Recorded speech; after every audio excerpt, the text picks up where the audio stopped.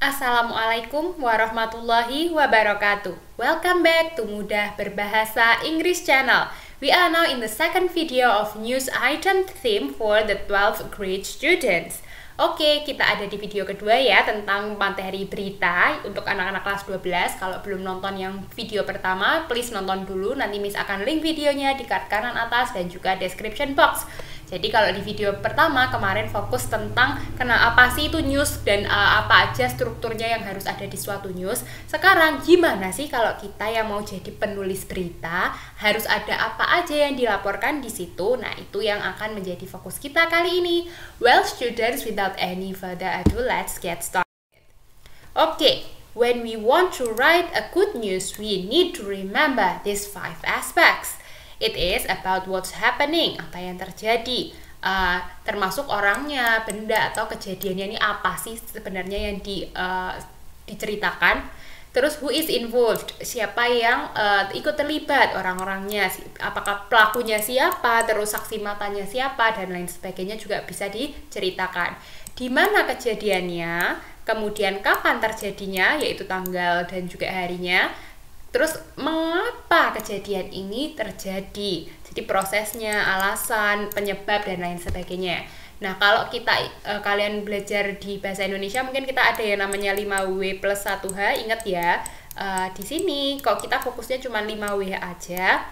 Kan ini ya, what, who, where, when, and why. 2, 3, 4, 5. Hanya kemana? Sebenarnya hanya juga bisa termasuk hanya itu how ya, bagaimana ini terjadi. Nah, ini tuh bisa include di sini. Jadi menceritakan tentang proses, alasan dan penyebab gitu. Jadi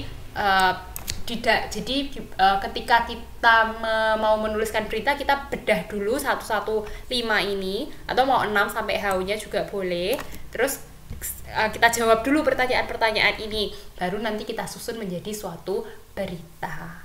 Kayak gitu caranya ya ketika kita mau menuliskan berita. Jadi harus diingat kita punya prinsip yaitu 5W plus 1H. Tapi yang paling penting 5W-nya itu. Pokoknya Y-nya ini nih yang harus paling banyak dan paling jelas. Ini nih kejadiannya nih bagaimana sih proses terjadinya, kayak gitu. Nah, di Y ini tadi kamu bisa include-kan si how-nya juga, kayak gitu. Sekarang kita lihat yuk contoh berita ini. If you litter in this Thai national park, your rubbish may just come back to haunt you. Well, not exactly haunt, but it'll be shipped to your home as a pointed reminder when out in nature, you had better clean up after yourself.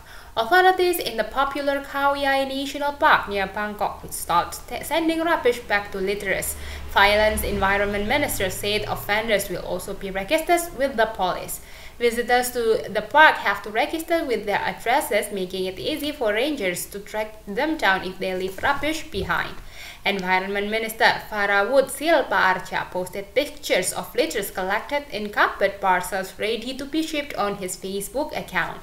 Your trash will send it back to you.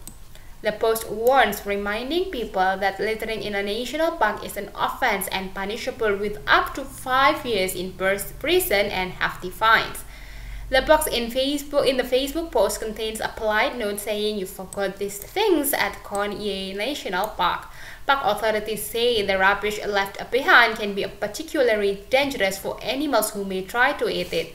Khon Yai National Park, which is northeast of the Thai capital Bangkok, stretches across more than 2,000 square kilometers or 770 square kilometers, and is very popular with hikers. It's the oldest national park in Thailand and known for its waterfalls, animals, and scenery.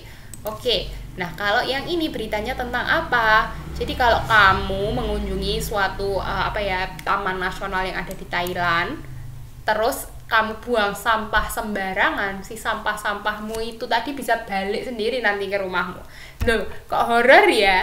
Ternyata nggak horor, tapi akan nanti jadi kamu tuh direkam gitu loh, ada kayak CCTV-nya lah ya, anggap ketika kamu berjalan-jalan di sini di National Park ini, namanya Khao Yai National Park ini yang ada di daerah dekat Bangkok. Jadi ketika kamu membuang sampah sembarangan kayak gitu, nanti kamu kan akan diliput gitulah, nanti ada rangers yang men-track. Rangers di sini bukan kayak Power Rangers ya, tapi ya kayak ya apa ya, orang-orang yang memang tugasnya untuk melindungi daerah itu supaya tetap bersih kayak gitu. Dan nanti dikumpulkan nih sampah-sampahmu ini tadi, dikirimkan balik ke rumahmu. Jadi ketika kamu nanti mau tahu alamat rumahmu dari mana, ketika kamu mau masuk ke National Park ini, kamu harus mendaftar dengan alamatmu ditulis juga kayak gitu. Ini kejadian ini nih mulai populer ketika ada si menteri lingkungannya Thailand gitu, dia posting di Facebook this cardboard parcels ready to be shipped, tentang ada apa sih namanya, banyak paketan yang difoto gitu. Your trash will send it back to you. Nah, dengan kata-kata captionnya gitulah tadi dari si foto ini tadi, parsel yang banyak itu, paketan yang banyak itu, ini sampah-sampah ini akan kembali padamu. Nah, kata-kata ini sebagai peringatan dan mengingatkan orang-orang bahwa ternyata membuang sampah sembarangan di National Park ini itu sebagai bentuk pelanggaran dan dihukum. Hukumannya bisa sampai 5 tahun penjara atau denda yang besar.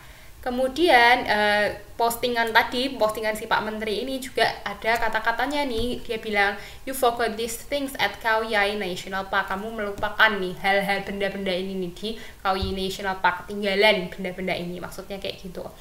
Nah, kenapa sih akhirnya kok sampai dibuat ada hukuman, kok mau capek-capek sampah dikumpulkan lagi dikirimkan sama yang buang pertama? Karena mereka itu kan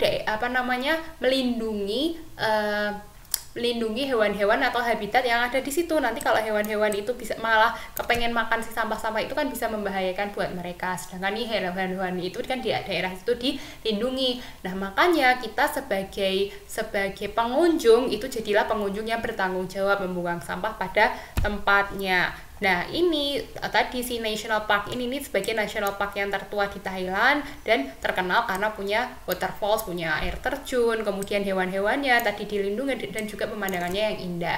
Jadi kita harus menjadi pengunjung yang bertanggung jawab yang juga ikut melestarikan tempat ini. Oke, nanti kita akan bahas ya apa yang terjadi di berita ini, siapa yang terlibat, di mana, kapan, dan bagaimana di slide selanjutnya. Oke, apa sih kejadiannya? Jadi, fokus utamanya di paragraf pertama, kita akan melihat bahwa kalau kamu membuang sampah sembarangan di salah satu national park yang ada di Thailand, nanti sampahmu ini bisa balik sendiri ke rumahmu. Balik sendirinya itu dikirimkan balik ya maksudnya. Siapa yang terlibat di dalam kejadian ini, sumber utama beritanya siapa, yaitu pemerintah Thailand yang diwakili tadi Pak Menterinya, terus turis-turisnya yang sudah melakukan suatu pelanggaran ya, misalnya tadi membuang sampah sembarangan sama Pak Menterinya di foto kan, sampah-sampah ini akan kembali lagi padamu. Di mana kejadiannya? Di salah satu Thai National Park, tadi namanya Khao Yai National Park ya kalau nggak salah. Kapan kalau ini akan terjadi? Kalau turis-turis itu membuang sampah sembarangan. Kalau kalian tidak membuang sampah sembarangan, juga sampahmu yang dibuang di tempat sampah yang benar tidak akan dikembalikan ke kamu. Kayak gitu. Kenapa sih akhirnya kejadian ini terjadi? Nah, karena pihak berwenang di taman tersebut merasa bahwa sampah-sampah ini tuh bisa membahayakan hewan-hewan yang ada di situ, karena kan hewan-hewan ini kita lindungi, kok ini malah dibuang sembarangan, nanti mengkontaminasi hewan-hewan tersebut. Nah kita taunya why it's happeningnya fokus on quotation of the witness, lebih ke kutipan-kutipan dari saksi mata gitu ya. Kutipannya yang mana ini loh, park authorities say. Nah, the rubbish left behind ini kan bentuk suatu kutipan ya. Siapa sih yang ngomong? Nah, yang ngomong adalah petugas, jadi yang petugas berwenang dari taman tersebut kayak gitu. Di sini how-nya seperti apa? How-nya tidak dijelaskan secara detail, jadi cuman membahas tentang why-nya aja. Nah, why-nya ini yang makanya kita fokus di 5W-nya. Kayak gitu ya. Jadi how itu nggak selalu mesti ada, tapi makanya tergantung jenis beritanya. Kalau dia suatu proses yang bisa diinkludkan, silahkan diinkludkan. Kalau di kasus yang berita ini kita tidak tahu secara detail prosesnya nanti, misalnya kita nggak tahu secara detail tadi si sampahnya dikumpulkan, habis itu dikirimin ke rumah-rumah orang-orang yang membuang sembarangan, terus habis itu apalagi yang terjadi itu kan kita nggak tahu lanjutannya gitu ya prosesnya. Nah makanya kalau kita nggak tahu sampai lanjutan prosesnya secara detail, kita cukup sampai di bagian why-nya, kejadian why-nya kenapa ini terjadi, seperti itu. Well, students, that's all from me today. Thanks a lot for watching and I'll see you soon. Wassalamualaikum warahmatullahi wabarakatuh.